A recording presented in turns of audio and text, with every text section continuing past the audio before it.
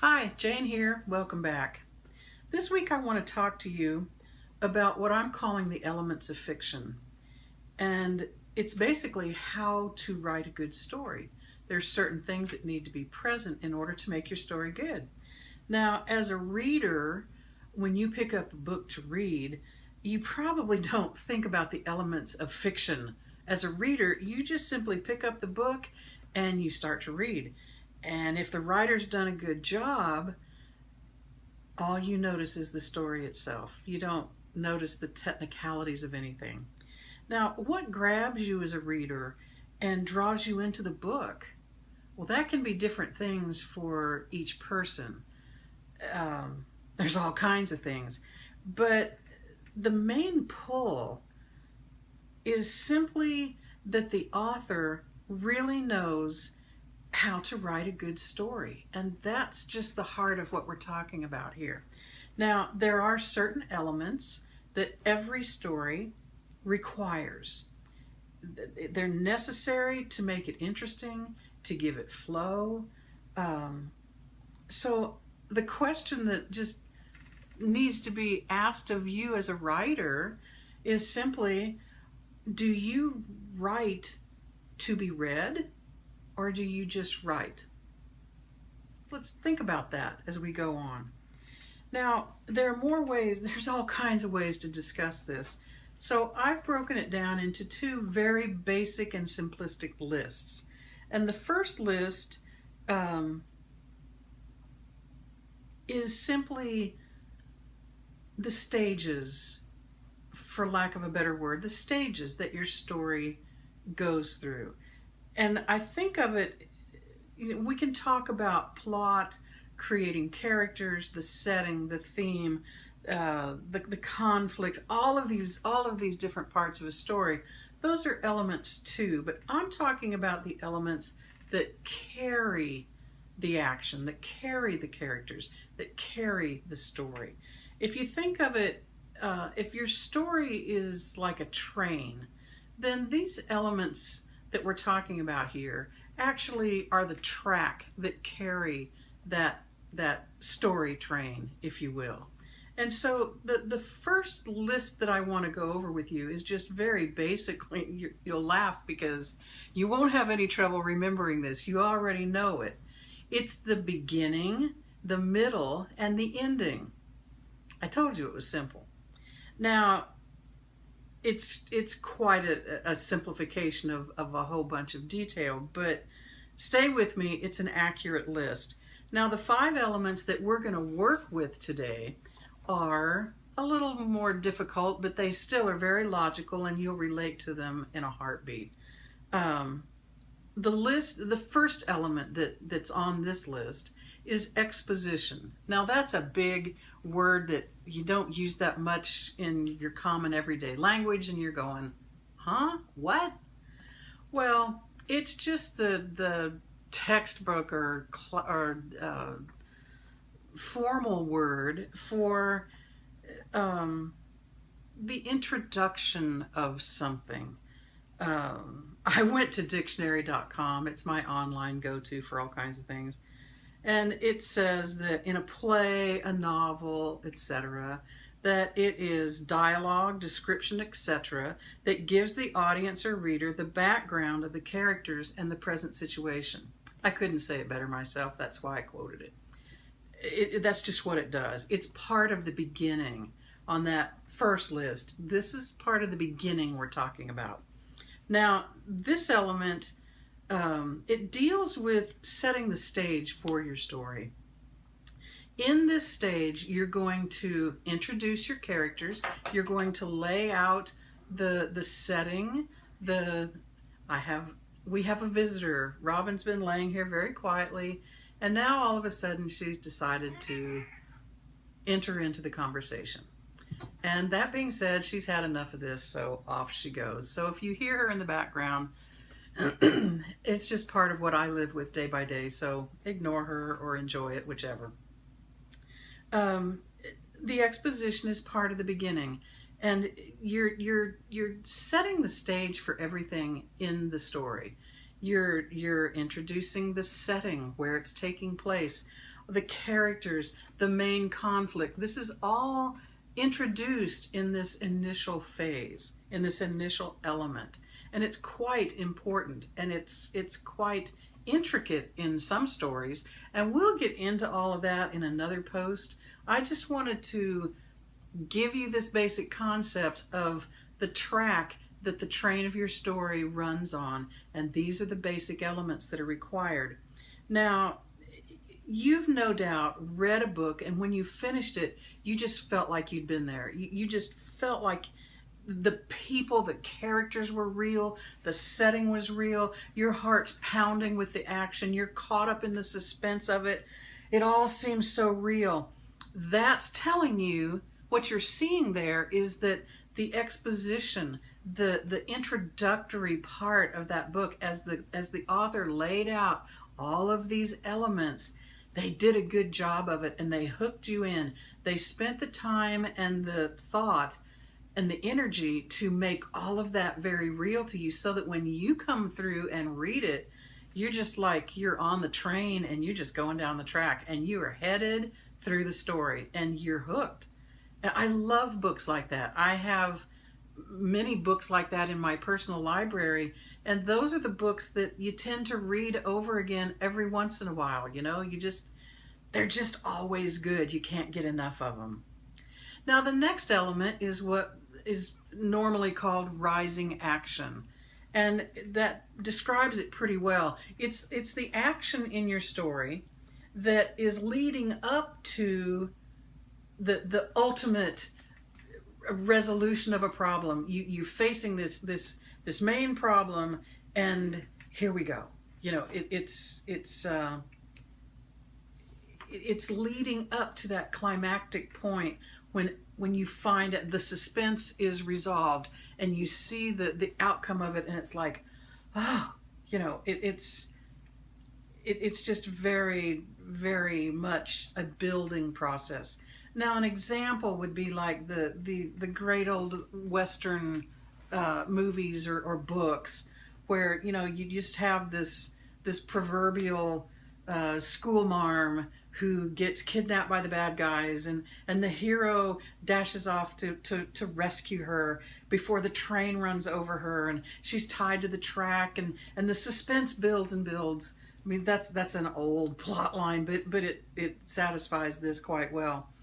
And then the rising action is what takes the reader or the observer through all of the breathless effort that this hero goes through in trying to get to her in time. Maybe he can't get his horse at the livery stable, and he's had trouble getting the ransom money, or he gets knocked out before they leave, and so he's way behind, and they cover their tracks to where he has trouble finding them, and all of these things, and then you see a flash to the bad guys tying her to the tracks, and the train comes, and you get flashbacks of the train getting closer and closer, and maybe a clock that's showing the time, and you just know that, oh, he's got to hurry, something's got to happen, oh my. That's all rising action.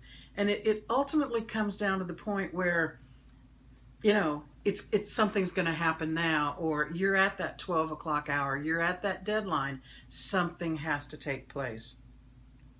Now, that ends pretty much the beginning stage, and the middle is now hit.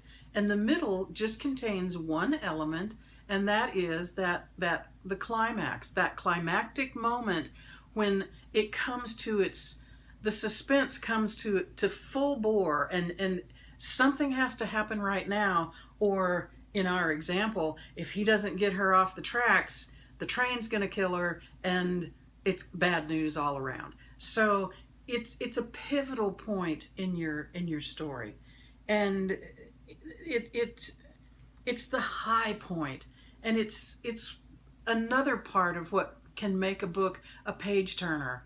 It can make a movie to where you're sitting on the edge of your seat, holding your breath, your heart is pounding, going, some people, you hide your eyes a little bit because, you just can't stand the suspense. That's all really good creative effort. And the author or creator of that has done a really good job. They have you in the palm of their hand. Now, in our example, maybe, he gets to the track and he finds her and he starts to untie her, and you hear the train whistle in the background, and you flash to a scene of it roaring down the track, and they don't know anything's going on ahead of them. And just as he's getting a rope loosened from around her feet or something, you hear a gun crack and a bullet hits the dirt right beside his leg, and he makes a dramatic somersault over her and comes up with his gun drawn, and crack crack crack, their gun blasts around, and then you see the bad guys falling from the rocks where they've been in ambush waiting for him to come, and then he whips out his knife, and in the last second he cuts the last rope and grabs her away from the tracks, and the train slashes by. And he's made it. That's the middle. That's where all of the action comes to a head. It comes to a peak there. And everything beyond that is just telling how the situation resolved. So that takes us to the ending. And after falling action and the climax, then logically you have the falling action. And falling action is just that. The big climactic moment has come. In our example, he has saved the schoolmarm, and he's got her off the track, and she's weeping and just spent, and he's all adrenaline rushed, and oh my, he made it, he beat the train and the bad guys. The falling action kind of shows you the rest of the story, It reveals the results that come from that outcome. Now, in our example, maybe you see the train move on down the track, and the two of them are safe, and oh boy, there might be maybe rainstorm comes up, and one of the bad guys wasn't killed, and he rises up and tries to take another shot at them, and that gets resolved, and it's whatever additional things happen to close that down and keep it real and make it logical and sensible to the reader, to the viewer.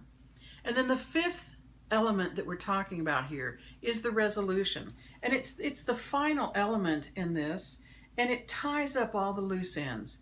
It gives you, you've looked forward through the story, and then you've been at the top of it looking down on it, then you're looking back on it, and the resolution, maybe in our Western story, we might see that the bad guys are all dead or arrested, and no one on the train was hurt, the schoolmarm is fine, the ransom money got returned, the hero's favorite horse got found, and he's reunited with him.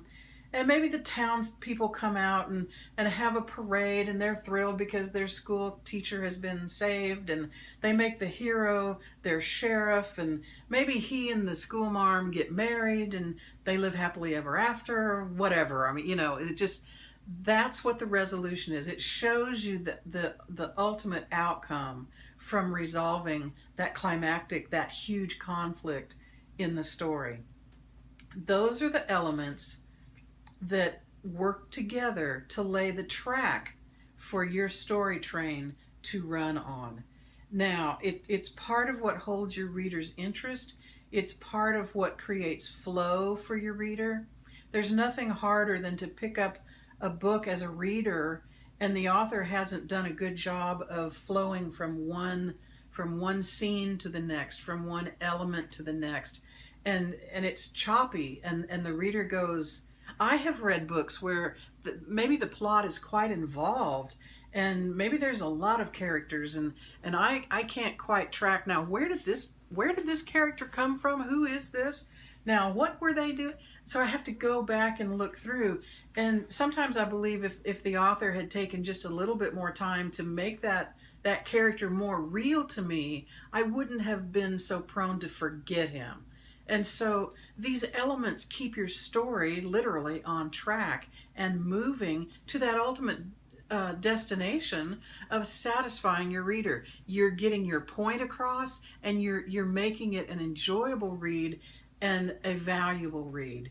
And these elements, a lot of them convey over into other genres beside fiction, but for the fiction writer, these are just totally, you can't do without them.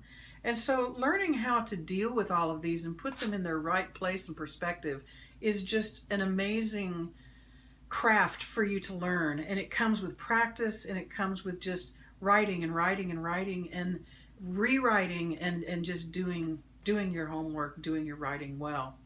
I hope you've gotten something out of this week.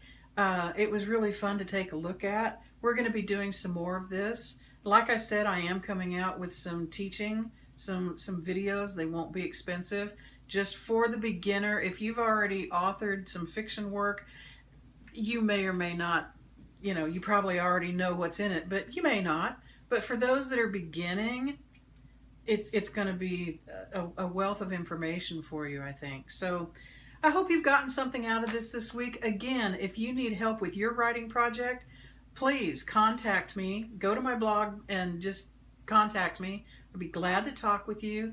All kinds of writing services available. Not pushing it, but some people just need help, and so that's what I'm here for. So besides that, if you have not subscribed to my YouTube channel or to my blog, please do that. It connects you to me, and it's very meaningful for me, as I can tell who's with me, and you can communicate with me easily and stay up with me, and we can work on things together. So thank you very much. Have a great week. God bless.